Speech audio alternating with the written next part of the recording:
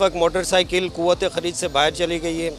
आप देखते थे कि मोटरसाइकिल गरीब की सवारी कहा जाता था मोटरसाइकिल को, मगर इसके ऊपर इतनी ज़्यादा टैक्सेशन हो गई है ना कि ये अब क़ुव्वत ख़रीद से बाहर हो गई है। अब गरीब आदमी को मैं नहीं समझता कि वो मज़ीद बाइकें ख़रीद सकता है। आप देखें पूरी मार्केट बड़ी पड़ी है, कस्टमर नहीं है, सुबह से शाम तक यही हाल है।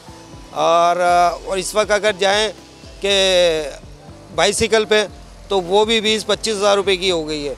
तो गवर्नमेंट को चाहिए कि ये जो गरीब आवाम के इस्तेमाल की सवारी होती है, जिससे वो अपना रिस्क भी कमाता है और अपनी मंजिल को भी पहुंचता है, कम से कम उस इंडस्ट्री पे टैक्सेशन को कम किया जाए ताकि गरीब जो आदमी है वो इस सवारी को ख़रीद सके। इसकी वजह यह है कि डॉलर की महंगा हो गया है, ख़ाम माल भी इंपोर्ट करते हैं वो भी डॉलर में आता है, वो भी महंगा हो गया है।